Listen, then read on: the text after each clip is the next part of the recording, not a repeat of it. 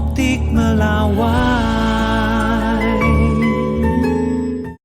Presiden Prabowo Subianto menggelar rapat terbatas dengan Menko Perekonomian Erlangga Hartarto dan Menteri Keuangan Purbayayudi Sadewa di Istana Jakarta pada Rabu 29 Oktober 2025. Setelah rapat, Erlangga menjelaskan bahwa pemerintah memastikan kondisi perekonomian nasional tetap terkendali di tengah perubahan ekonomi global.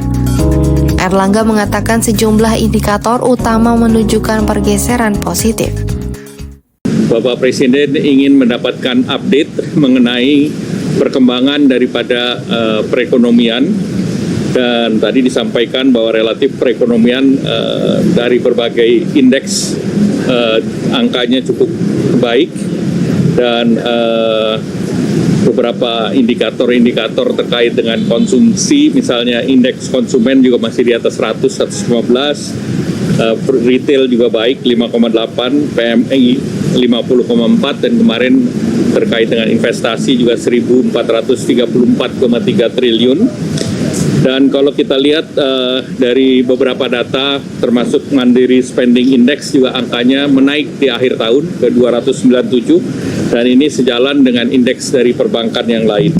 Erlangga juga mengatakan dari sisi produksi, pemerintah melihat peningkatan pada utilisasi kapasitas industri.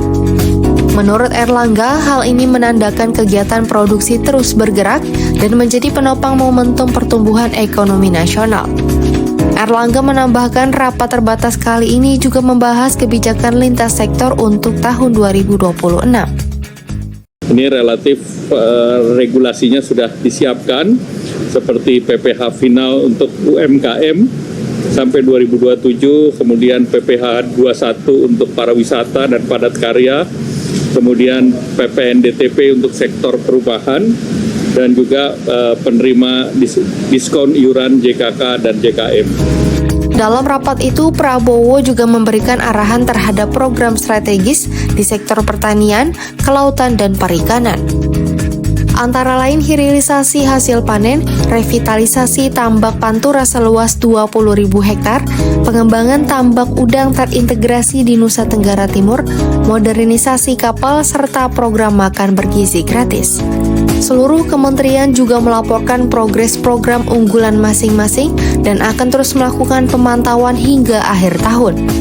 Pemerintah pun berkomitmen untuk memastikan setiap kebijakan memberikan dampak langsung bagi masyarakat.